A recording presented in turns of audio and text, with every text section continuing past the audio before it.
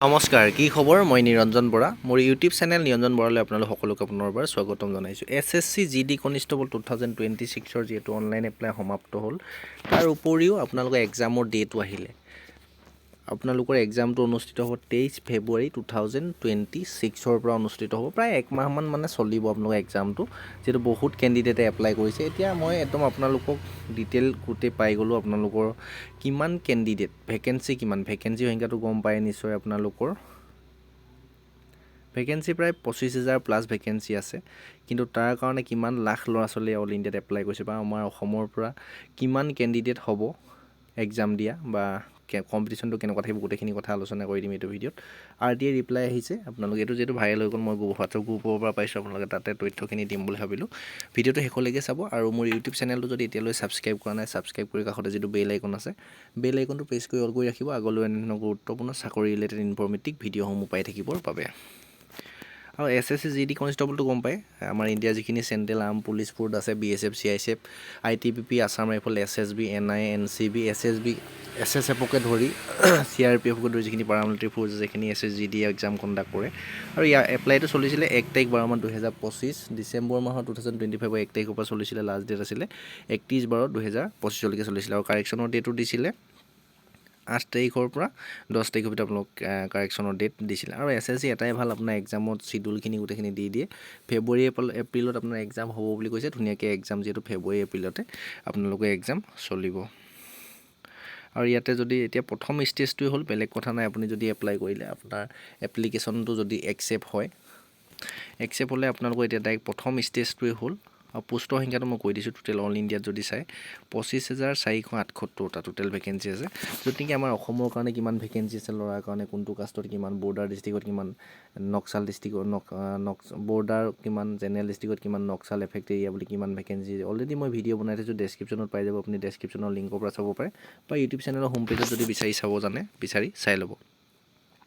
আৰু most important কথা হ'ল, এইবাৰ আমাৰ অসমৰ কাৰণে এক্সট্ৰাকৈ ভেকেঞ্চি অলপ বেছিয়ে দিছে অল ইণ্ডিয়াৰ ভিতৰত। আৰু ইয়াতে যদি NCC মাৰ্কো যিহেতু থাকে, এতিয়া প্ৰথম ষ্টেজটো হ'ল এক্সাম অনুষ্ঠিত হ'ব। এক্সামৰ আপোনালোকে ভাল পাৰফৰ্মেঞ্চ এটা দিব লাগিব। আপোনাৰ এক্সামৰ চিলেবাছটো মই কৈ দিছোঁ, তাৰ আগতে চাই লওক। ভেকেঞ্চি টোটেল এপ্লাইটো কৰাৰ আগতে এক্সাম চিলেবাছটো প্ৰত্যেকবাৰ একেই থাকে, সময় মাত্ৰ কম থাকে ইয়াত। বাকী অকণমান টাফ, সময়টোৰ কাৰণে বেছি হৈ যায় এক্সামটোত। আপোনালোকৰ সময় মাত্ৰ 1 ঘণ্টাই সময় পাব, 60 মিনিটত আপুনি 80টা কুৱেশ্যন কৰিব লাগিব। 160 মাৰ্কৰ টোটেল এক্সামত কুৱেশ্যন আহিব।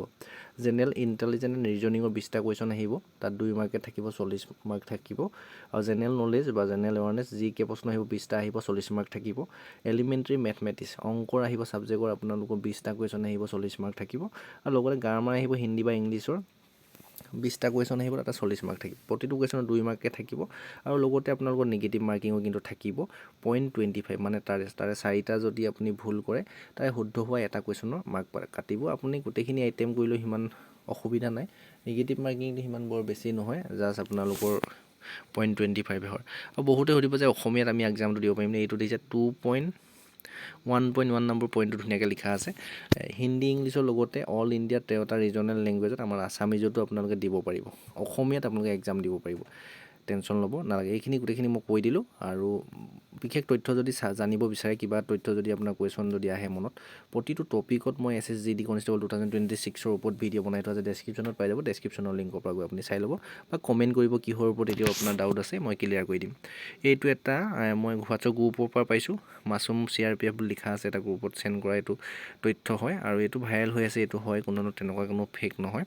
সেই 25,000 পোষ্টৰ কাৰণে অল ইণ্ডিয়াত যদি টোটেল এপ্লাইটো যদি চায়, 48,83,309 টোটেল এপ্লিকেশ্যন মানে এপ্লাই কৰিছে অল ইণ্ডিয়াত 25,478টা ভেকেঞ্চিৰ কাৰণে।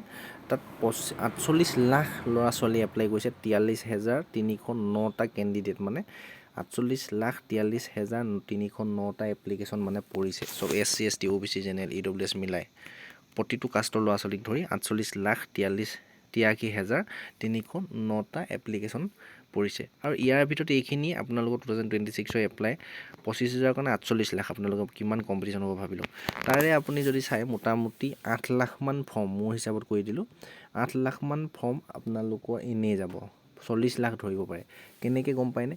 বহুতৰ ফটোত ৰিজেক্ট কৰিব, ফটোত ৰিজেক্ট কৰিব ফটোৰ কাৰণে ফটোখন যিসকলে বেয়াকৈ দিছে আপোনালোকে এডমিট কাৰ্ড নাহে 2 নম্বৰ কথা হ'ল বহুতৰ এক্সাম দিবলৈকে নাযায় বেলেগত চাকৰি পাই গৈছে এইবাৰ যিহেতু 26ত 25ত কিমান কম কাট অফ বোৰ্ড দেখিছেনে এই 25ত সব কোৱালিফাই কৰা ল'ৰা ছোৱালীও এপ্লাই কৰিছিলে যিটো ৰিজাল্টটো অহা দেৰি হৈছিলে ন তাত 100% চিয়'ৰ নহয় ন চাকৰি হ'বনে নহ'ব সেইকাৰণে ডাউটত আছিলে তেওঁলোকেও 2026ত এপ্লাই কৰি দিলে এই দুটা ৰিজন আহি গ'ল আৰু 3 নম্বৰটো ৰিজন হৈছে এক্সাম দিবলৈ গ'লে গম পাব প্ৰায় 60% মান ল'ৰা ছোৱালীহে এক্সাম দিবলৈ যাব তাৰে 100টা যদি এপ্লাই কৰিছে তাৰে 40টা মানে এক্সাম দিবলৈকে নাযায় আৰু শেষৰ কথাটো আহিলে বহুতৰ প্ৰিপেৰেশ্যন নাথাকে আজিকালি প্ৰিপেৰেশ্যন থাকে বুলি ক'ব পাৰি 100টা যদি এপ্লাই কৰে মিনিমাম 40টা ল'ৰা ছোৱালীহে পঢ়ি পেলাই এক্সাম দিবলৈ যায় আৰু বাকী 60টা ল'ৰা ছোৱালী এনেই এক্সামত বহিবলৈ যায় আপোনালোকে ভয় খাব নালাগে ইমান এপ্লাই হৈছে বুলি আৰু যিসকলে ভালদৰে প্ৰিপেৰেশ্যন কৰিছে তেওঁলোকে ধুনীয়াকৈ চাকৰি পাবলৈ সক্ষম হ'ব কিন্তু এই পোষ্ট যদি 25,000 থাকে য'ত নেকি আমাৰ অসমৰ কাৰণে 3,000 প্লাছ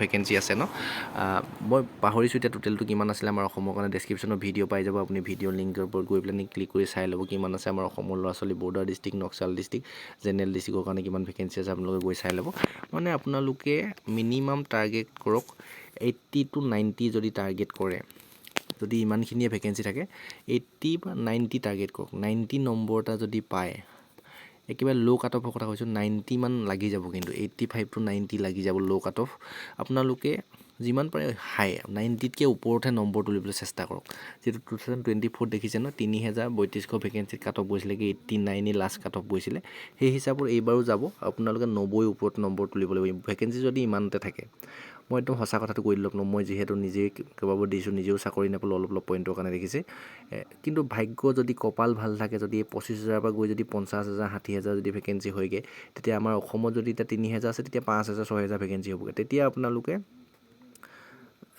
কমকো এইবাৰ দেখিছে 65 মান টাৰ্গেট কিছুমান কাষ্টত আপোনালোকৰ হৈ যাব তেতিয়া 90 100 স্ক'ৰ কৰিলে আপোনালোকে প্ৰথম প্ৰিফাৰেঞ্চ আছাম ৰাইফল যদি দিয়ে পাবলৈ সক্ষম হ'ব বা SSB পাবলৈ সক্ষম হ'ব মানে পোষ্টৰ সংখ্যা এইটো থাকিলে আপোনালোকে 90তকৈ ওপৰত টাৰ্গেট কৰিব লাগিব ওপৰত নম্বৰ পাব লাগিব তেতিয়া চাকৰি পোৱাৰ চান্স থাকিব ফিজিকেল মেডিকেল কোৱালিফাই কৰাৰ পিছতো ডকুমেণ্ট ভেৰিফিকেশ্যন কোৱালিফাই কৰাৰ পিছতো আৰু যদি পোষ্টৰ সংখ্যা 5,000 6,000 হয়গৈ তেতিয়া আপুনি 70 মান টাৰ্গেট কৰি পঢ়িলেও হৈ যাব সেইকাৰণে আপুনি এতিয়া যিটো ভেকেঞ্চি বৰ্তমানলৈকে বহা নাই আপোনালোকে এতিয়াৰ পৰা ভালদৰে প্ৰিপেৰেশ্যন কৰক এতিয়াও সময় আছে হাতত এইকেইটা দিন ভালকৈ প্ৰিপেৰেশ্যন কৰিলেও আপোনালোকে চাকৰি পাবলৈ সক্ষম হ'ব as a constable BSF CISF ITBP Assam rifles SSB SSFকে ধৰি paramilitary force as a constable 2026 গোটেইখিনি কথা বুজাই দিলোঁ ডেছক্ৰিপশ্যনটো হোৱাটছআপ গ্ৰুপৰ লিংক আছে টেলিগ্ৰাম চেনেলৰ লিংক আছে ইনষ্টা IG ফেচবুক পেজৰ লিংক আছে মোৰ লগত জড়িত হৈ থাকিব বিচাৰিলে ছাবস্ক্ৰাইব ফ'ল' কৰি ৰাখিব চেনেলটো এতিয়াও ছাবস্ক্ৰাইব কৰি ৰখা নাই যদি ছাবস্ক্ৰাইব কৰি ৰাখিব আপোনাৰ যিমান লগৰ বন্ধু বান্ধৱী আছিলে সকলোলৈকে শ্বেয়াৰ কৰি দিব আৰু এই ডেছক্ৰিপশ্যনত টেলিগ্ৰাম চেনেলত জইন হ'ব তাতে মই